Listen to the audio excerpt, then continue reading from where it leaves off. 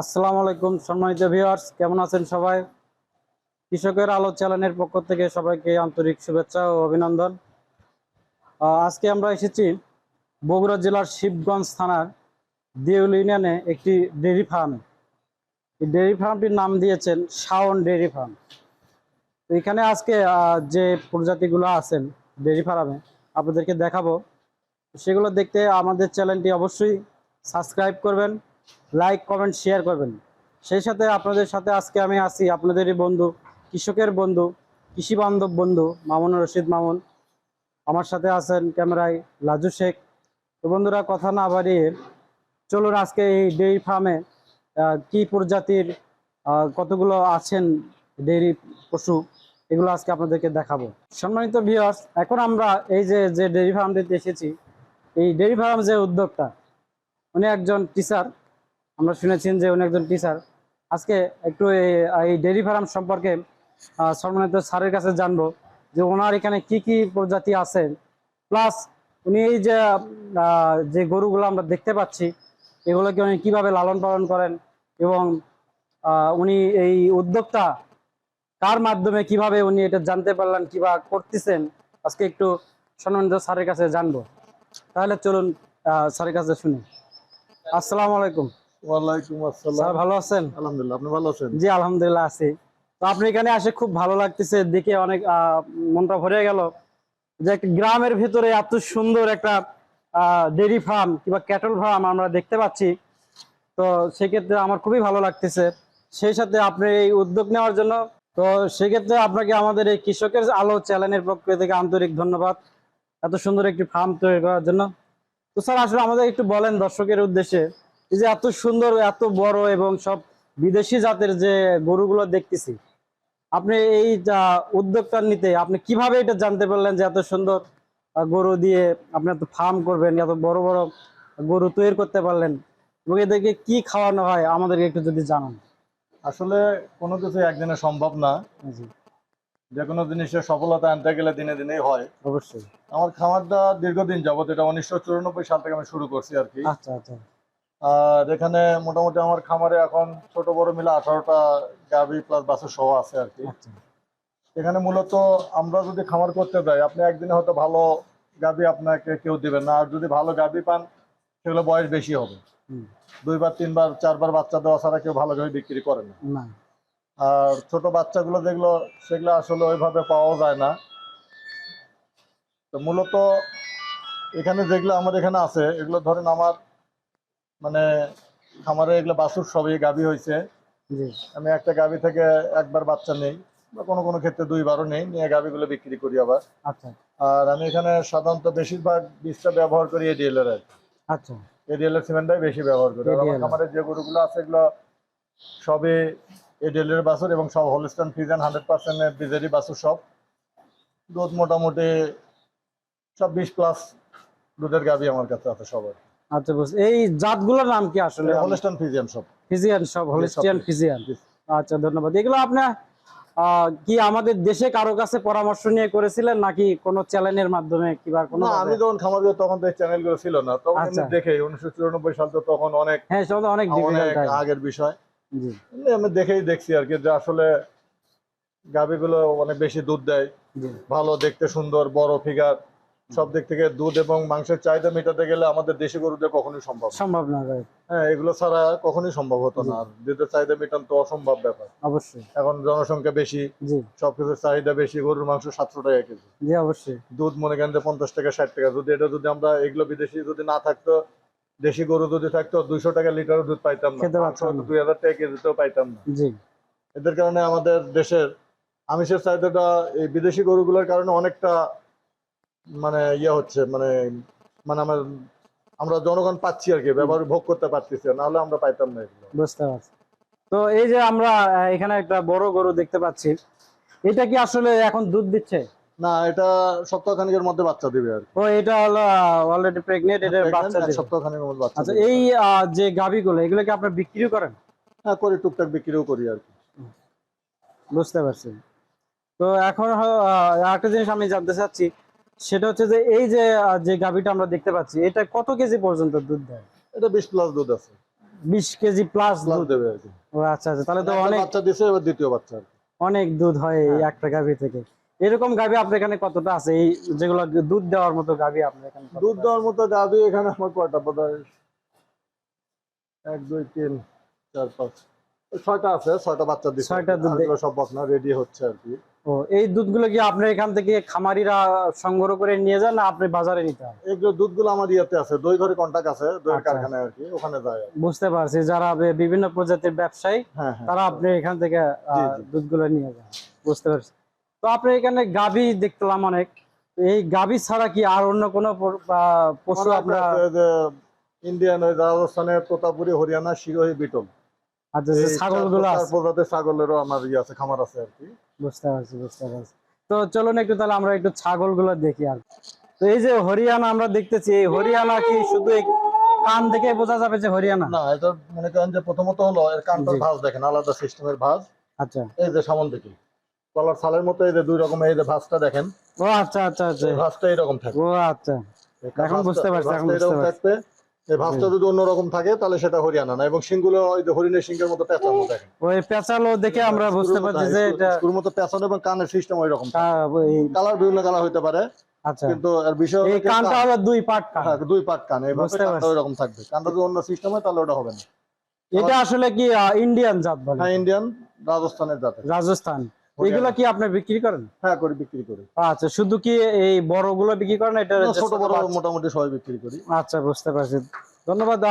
দর্শকরা আপনারা জানতে পারলেন যে উনি যে হরিয়ানা যে জাতটা দেখাইতেছেন, এটাকে যদি আপনারা সংগ্রহ করতে চান, এই হরিয়ানা জাতটি, এটা ইন্ডিয়ান রাজস্থানের একটা জাত। আমাদের বাংলাদেশে আমাদের এই উদ্যোক্তা স্যার, উনি একজন টিচার। কত বড়! অনেক বড় একটি, দেখছেন আপনারা কি বড় কান। এই যদি এখানে থেকে কেউ নিতে চান তাহলে অবশ্যই স্যারের সাথে যোগাযোগ করবেন। স্যারের আরেকটা জাত। যে ফোন নাম্বার স্ক্রিনে দেওয়া আছে, সেই স্ক্রিনের নাম্বার অনুযায়ী আপনারা স্যারের সাথে কন্ট্যাক্ট করে এখান থেকে এটি সংগ্রহ করতে পারেন। এবারে আমরা আরেকটি জাত দেখব। স্যার, এটা কি জাত আসলে? এটা শিরোহী জাত। শিরোহী। হ্যাঁ, শিরোহী। শিরোহী, এটা কি, এটাও কি ইন্ডিয়ান? হ্যাঁ, এটা ইন্ডিয়ান। ও বাবা, এ তো অনেক রাগ দেখা যাচ্ছে। এটা একটু রাগ বেশি। ও আচ্ছা, তো এই শিরোহী এটা কিভাবে বুঝবো যে? এটার বোঝার বিষয় হলো এটার ইয়া হবে, পিঠের মাঝখানে একটু ভাঁজ হবে। আচ্ছা আর প্রিন্টটা শিরোহী প্রায় ম্যাক্সিমাম এই কালারই হয় আর কি, এই ধরনের কালার, আচ্ছা, আচ্ছা। সাদা থাকে। বুঝতে পারছি। আর ওই কানটা মানে মিডিয়াম কান আর কি, কানটা ও। মিডিয়াম থাকে, এগুলো হলো শিরোহী। মিডিয়াম কান হওয়ার কারণে এটা শিরোহী। হ্যাঁ হ্যাঁ হ্যাঁ, বুঝতে পারছি। মিডিয়াম আচ্ছা, ধরনের ধন্যবাদ আপনাকে স্যার। মিডিয়াম, এর চেয়ে ছোট হয় কান কতগুলো। ও আচ্ছা আচ্ছা, এত সুন্দর আসলে ক্যাটল ফার্ম তৈরি করছেন আপনি, আমাদের খুব ভালো লাগতেছে, দর্শকদেরও অনেক ভালো লাগবে। এবং আপনি এখান থেকে সংগ্রহ করতে চাইলে তো অবশ্যই হ্যাঁ, করতে পারবে, পারবেন। অবশ্যই পারবে। ধন্যবাদ আপনাকে। তো এটা যে আপনার পিছনে আরেকটা দেখতে পাচ্ছি, এটা হরিয়ানা বটে। এটাও হরিয়ানা? হ্যাঁ, এটা ও সেম, এটা আরো অনেক বড়। এটা হরিয়ানা। তো এই যে সামনে পবিত্র ঈদুল আজহা, আমাদের মুসলমান ধর্মের একটা বড় ধর্মীয় উৎসব। ঈদুল আজহাতে আমরা সাধারণত কুরবানি করে থাকি। এই কুরবানি উপলক্ষে যদি কেউ নিতে চায় তাহলে তো নিতে পারবে অবশ্যই। না, এগুলো আসলে কুরবানিতে জবাই করে না। ও আচ্ছা এগুলো তো আচ্ছা। পাঠা, তো এগুলো হলো ও। মানে এগুলো দিয়ে ব্রিড করে আমরা বাচ্চা প্রোডাকশন করি আর কি। ও আচ্ছা আচ্ছা আচ্ছা, বুঝতে হ্যাঁ, পারছি। কুরবানিতে খাসি ব্যবহার হয়, কিন্তু এগুলো তো খাসি না, না না না। এগুলো হলো পাঠা। তবে পাঠাগুলো চিটাগাঙ্গে একটা মেলা হয় আর কি, আচ্ছা এটা বোধহয় ভাদ্র আশ্বিনে মেলা হয়, তখন ওই মেলায় পাঠার প্রচলনটা বেশি আর কি। বুঝতে পারছি। এগুলোতে আমরা প্রজনন করাই আর কি, এগুলো মাছাকি আছে, তো মাছাকি আছে সবারই। হ্যাঁ, অরিজিনাল পাঠা বা ব্রিডার যদি অরিজিনাল না, বাচ্চাগুলো অরিজিনাল হয় না। কিন্তু হরিয়ানা কানগুলো কত বড় দেখেছেন, অনেকে আছে কান একটু ছোট সেগুলো, কিন্তু তাতে বড়দের ভিতরে কোয়ালিটি খারাপ আছে বা পার্সেন্টেজ কম বেশি আছে। বুঝতে পারছি। তো আমরা আর কি জাত আছে চলেন একটু দেখি। সম্মানিত ভিউয়ার্স, আপনারা এতক্ষণ যে ছাগল দেখলেন, তো এই ছাগল কোথায় থাকে, কিভাবে থাকে, সেটা অবশ্যই আপনাদেরকে জানতে হবে। যদি আপনারা এই ধরনের ছাগল ফার্ম করতে চান, ছাগলের যদি কেউ উদ্যোক্তা হতে চান, তাহলে অবশ্যই আপনাদেরকে জানতে হবে যে ছাগলটার বাসস্থান কিভাবে হবে। এই যে আমরা দেখতে পাচ্ছি যে যেটার উপরে দাঁড়িয়ে আছে একটা বেড, এই বেডটির নিচে কিন্তু ফাঁকা আছে। এই ফাঁকাতে ওরা থাকে না, সম্ভবত উপরেই থাকে, বেডের উপরে। তো আমরা একটু স্যারের কাছে জানবো যে কেন এইভাবে থাকে। স্যার, এই যে বেডের উপর যে রাখেন, নিচে রাখেন না, ফ্লোরে রাখেন না, এটার আসলে বৈশিষ্ট্যটা কি, কেন এই বেডের উপরে রাখা হয়? আসলে ছাগলের রোগ বালাই বলতে ঠান্ডা ছাড়া আর কোনো রোগ নাই ছাগলের। আচ্ছা এখানে আমরা তো পিপিআর রোগ ভ্যাকসিনটা দেই বছরে একবার আর কি। জি এটা 1 বছর পর পর ভ্যাকসিন দিতে হয়, কিন্তু এখানে যদি আমরা ছাগলগুলো যদি ফ্লোরে রাখি, জি। ফ্লোরে রাখলে সেখানে আপনার মনে করেন যে এটা তো পেশাব পায়খানা করে, এখান জি। থেকে অ্যামোনিয়াম গ্যাস ফর্ম করে। আচ্ছা আচ্ছা, গ্যাসটা ফর্ম করলে তখন এদের সর্দি লাগে, অসুস্থ হয়ে যায় বেশি, বুঝতে পারছি। যার কারণে এই মাছাংগুলো নিচে 3 ফুট উঁচুতে করে। তো এটা তো খুব একটা ভালো, আমরা জানলাম, ভালো একটা পরামর্শ আপনার কাছ থেকে পাইলাম যে এই মাছাঙের উপরে থাকলে ওদের একটু অসুখ বিসুখ কম হবে, হ্যাঁ। ঠান্ডাটা মূলত হলো ঠান্ডাটা কম লাগে। ঠান্ডাটা বলতে ঠান্ডা জি। তো মনে করেন যে আমরা যেটা ঠান্ডা বলি, ঠান্ডাটা শুধু যে শীতকালে তা না, ঠান্ডা লাগলে ঠান্ডা লাগে তা কিন্তু না। না। এখানে অতিরিক্ত গরমের কারণে যখন গা ঘামে তখনও কিন্তু ঘামটা গায়ে বসলে তখনও কিন্তু জি সর্দি লাগে। কিন্তু সেম আমরা আমাদের ছোট মানুষের- বাচ্চাদের মতো, মানুষের মধ্যে একই, কিন্তু মানুষের আমরা এটা মতো। ঠান্ডা বলি, কিন্তু আসলে ঠান্ডা না। মোট জি কথা হলো বুঝতে পারছি। যাদেরকে ফ্লোরে রাখা যাবে না, আমরা যদিও ফ্লোরে রাখি দিনের বেলা, কিন্তু ওরা তো স্থায়ী ভাবে হয়তো না, মাটিতে না। শোয় না, ঘুরে বেড়াচ্ছে, হাঁটাহাঁটি করতে যে খুব কম সময় মাটিতে শোয়। কিন্তু জি। রাত্রে বেলা যখন দীর্ঘ একটা সময় ধরেন 10-12 ঘন্টা বা 14 ঘন্টা এখানে থাকে, জি সেই সময়টা তো ওরা রেস্টে থাকে, তখন তো খাবার থাকে না, কোনো কিছু থাকে না, শুধু ওরা শুয়ে থাকতে তখন অভ্যস্ত। জি তো সেখানে ওই সময় যদি মাটিতে শোয় তাহলে রোগ বালাই হবে, আপনার এগুলো বাঁচাতে পারবেন না। বা বিভিন্ন সময় প্রতিনিয়ত খালি ট্রিটমেন্ট নিয়ে ব্যস্ত। আর চিকিৎসা যত বেশি দিবেন, সেটা ছাগল না, সব ক্ষেত্রে চিকিৎসা বেশি হলে তাদের স্বাস্থ্য খারাপ হবে, প্রোডাকশন কম হবে, হ্যাঁ, শরীরে গ্রোথ আসবে না। বুঝতে পারছি, সেটা করলে তো আপনার লাভ হবে না। সেজন্য ছাগলকে অবশ্যই উঁচু জায়গায় রাখতে হবে। বুঝতে দিনে পারছি। যেটাই করেন, রাত্রে অন্তত তার বাসস্থান যে জায়গায় থাকবে সেটা উঁচু জায়গায়। সেটা আপনি অত এত ব্যাপক আকার না করলেন, আপনার 2টা ছাগল পুষতেছেন, সেক্ষেত্রে মনে করেন যে মনে করেন হাট বাজারে আপনি রেডিমেড চকি কিনতে পাওয়া যায় 200-300 টাকা করে, সেগুলো দিয়ে আপনি রাখতে পারেন। বুঝতে তবে উঁচু জায়গা অবশ্যই রাখতে হবে, তাহলে আপনি লাভবান হতে পারবেন। না হলে আপনি যে পরিমাণ আপনার লাভ হওয়ার কথা সেই পরিমাণ হবে হবে না, রাইট। ধন্যবাদ আপনাকে স্যার। তো একটা যে চিকিৎসার কথাটা যদিও উঠে আসলো, আমাদের যে বাংলাদেশে যে পশু চিকিৎসালয় আছে সরকারি ভাবে, যেটা জি জি। গভর্নমেন্ট যে পশু চিকিৎসালয় আছে, সেখান থেকে কি আপনারা যারা খামারি আছেন তারা কি কোনো সহযোগিতা পান এই চিকিৎসার ক্ষেত্রে? সহযোগিতা বলতে কোনো সমস্যা হলে ওনাদের কাছে গেলে ওনার পরামর্শ দেয়। আচ্ছা আচ্ছা, তারপরে আপনি যদি তাদেরকে যদি খামারে আনতে চান আনবেন।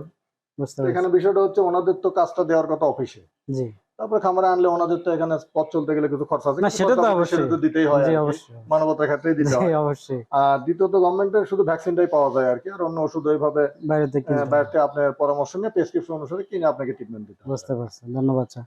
সম্মানিত ভিউয়ার্স, আপনারা জানতে পারলেন যে এই যে যদি আপনারা কেউ উদ্যোক্তা হতে চান, তাহলে অবশ্যই এই জিনিসটা আপনাদেরকে খেয়াল করতে হবে যে বাংলাদেশের যে পশু হাসপাতাল আছেন, যে পশু চিকিৎসালয় আছেন, সেখান থেকেও কিন্তু আপনারা ব্যাপক সহযোগিতা পাবেন যদি আপনারা এটা কেউ করতে চান।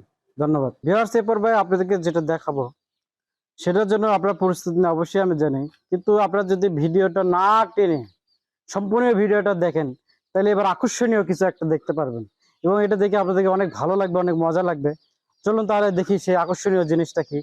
এবার চলুন এটাই দেখি। স্যার, এই যে আমরা তোতাপুরি জাত যেটা দেখতে পেলাম, তো এই তোতাপুরি জাত এদের আসলে খাদ্যটা কি? এদেরকে আপনি কি খাওয়ান সর্বক্ষেত্রে? এরা নেপিয়ার ঘাস খায়, নেপিয়ার ঘাস। কাঁঠাল পাতা খায়। তবে ছাগলের তো প্রিয় খাদ্য কাঁঠাল পাতা, কিন্তু কাঁঠাল পাতা এত অ্যাভেলেবল তো সারা বছর সবসময় পাওয়া সম্ভব না। জি নেপিয়ার গাছটা অ্যাভেলেবল পাওয়া যায়, আমরা চাষ করছি। তারপরে হাট বাজারে সবসময় প্রায় বাংলাদেশে এমন কোনো জায়গা নেই যে নেপিয়ার ঘাস পাওয়া যায়। সেটা তো অবশ্যই, হ্যাঁ। আর সেক্ষেত্রে আমরা আবার এখানে খড়গুলো কুচি কুচি করে কাটি। জি কাটে এই খড়ের মধ্যে আমাদের দেওয়া থাকে হলো গমের ভুসি দেওয়া থাকে, জি ভুট্টার গুঁড়া দেওয়া থাকে, তারপরে বুটের ছোলা দেওয়া থাকে।